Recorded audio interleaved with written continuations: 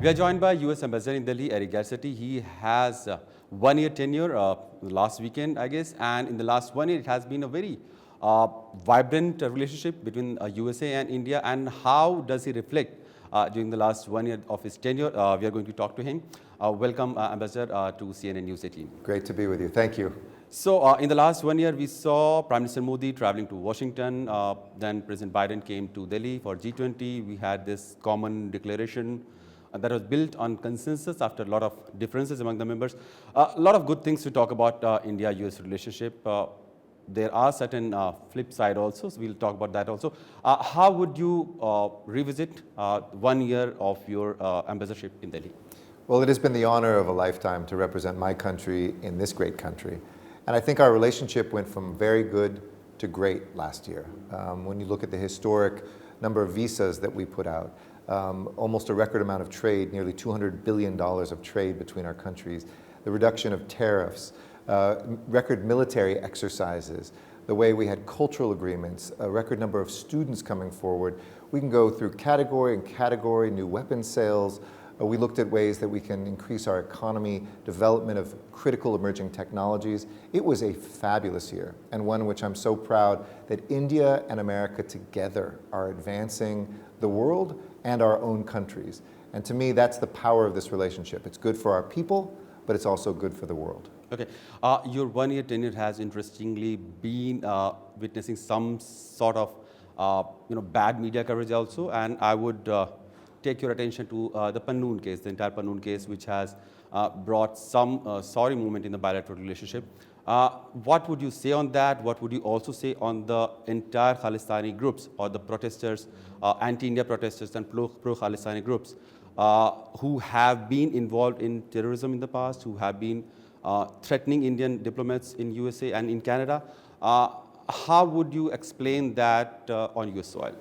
So I can't speak about a criminal case that's underway, but in general terms, I would say the strength of the US-India relationship is reflected between our law enforcement collaboration and cooperation, the seriousness with which we take any threats against Indian diplomats, the work that we are doing to make sure that people are held accountable for any criminal acts that happen in the United States, and the way that both of our agencies on both sides of the Indo-Pacific are working together to combat transnational crime. I think those are real high points. On the ongoing criminal case, as I mentioned, while I can't comment on the specifics of that, we also are managing something that for us was an important line that cannot be crossed if the allegations are correct. And that's why, like any marriage, there are moments in which you'll have disagreements. The strength of a marriage is shown in how you manage those disagreements. And I think both the United States and India are doing that in a very mature, very thorough way that also adheres to our principles and our values. So the bottom line is our work has not stopped. Our work has not slowed down. If anything, even in the midst of that, it is accelerated.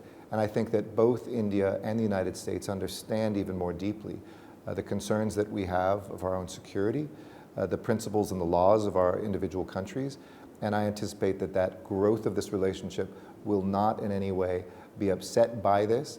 And so far, we've been able to collaborate well together on managing this. Well, Ambassador, you explained your position on that one individual case, but talking about the entire Khalistani movement that is operating from the US soil, much of it, we have seen Indian missions being attacked in USA.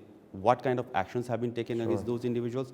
And I would also like to understand what importance does the operation of this group holds in a so vibrant bilateral ties, $200 billion trade, then multi-billion-dollar defense pact, collaboration on various terrorism and security issues. What kind of importance does this small anti-India group, which is a national threat for India, holds in US scheme of things? I would say no group can hold back the US-India relationship.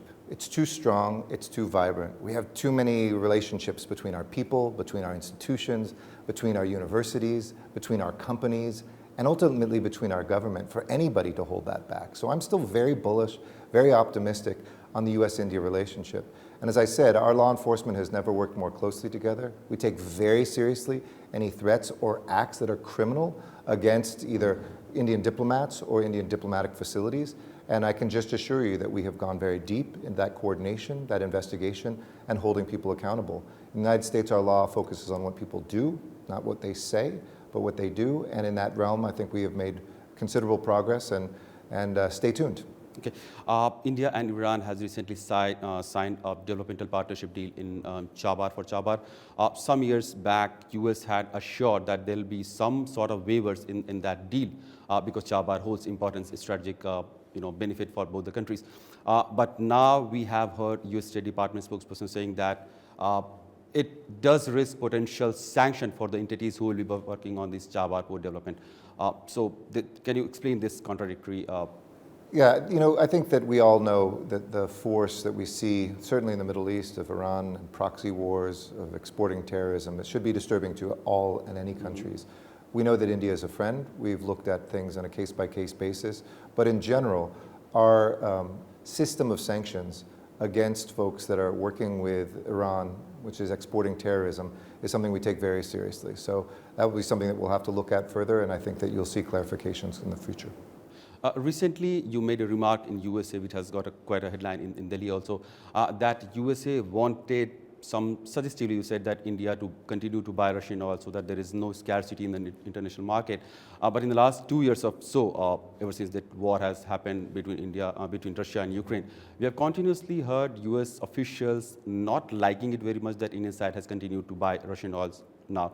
So does that contradict US position that you have said that, and what is US State Department and what White House has been saying?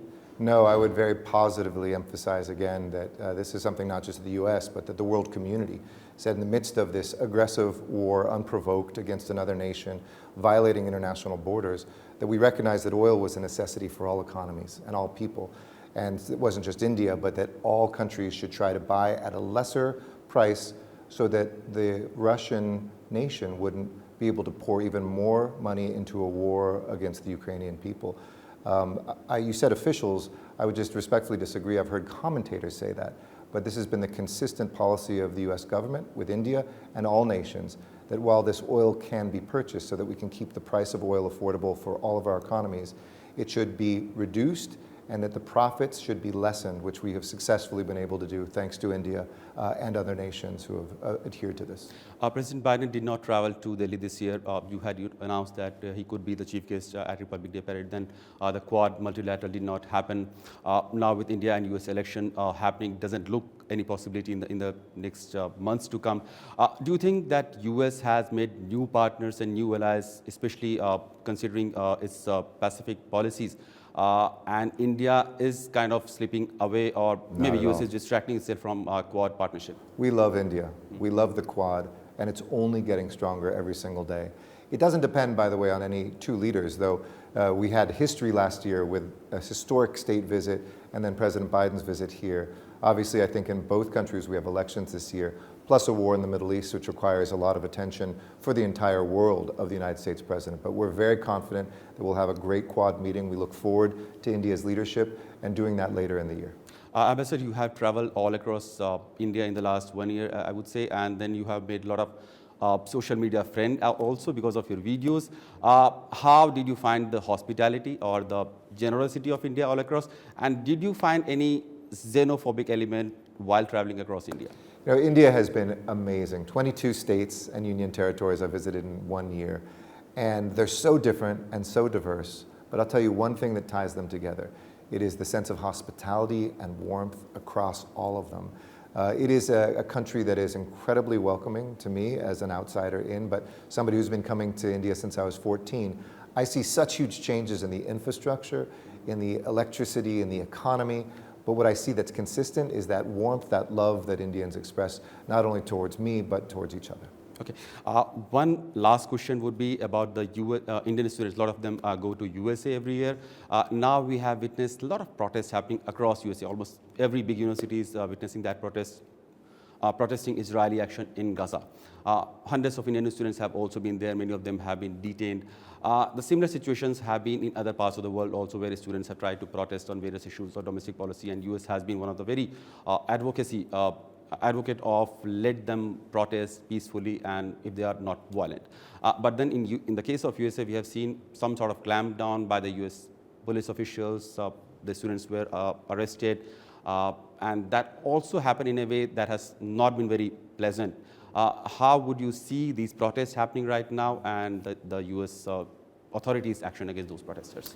Well, I would say, first of all, thank God we live in democracies. It certainly beats the opposite. And democracies are never easy, especially when we disagree with each other or we have strong opinions. But we believe very strongly in the right of everybody to disagree with one another and to do that peacefully and to have that right protected. I think like any society, though, too, where that shouldn't result in people feeling fearful, being threatened, or unlawful behavior, which any law enforcement agency, police agency, should be authorized to be able to make sure unlawful behavior is not tolerated.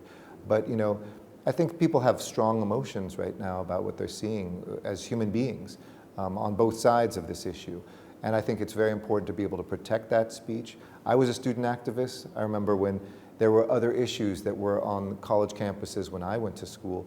And being able to express that as part of becoming a citizen in a democratic society. And whether it's here in India during an election, whether it's the United States right now, I really relish, even when we disagree with each other, that we have the freedom to do that. Okay, and anything positive that you look forward to in the days to come of your being ambassador in Delhi? So this is going to be a great second year. We're going to, in record time, open up 2 new consulates in Bangalore and in Ahmedabad. Oh, well, great. We are looking at, hopefully, a record amount of trade and expansion of critical emerging technologies, new sales in the military area to strengthen the strategic relationship together. And I think this year, too, we'll see a great Quad meeting that will involve not only the US president, but the strategic grouping in the Indo-Pacific.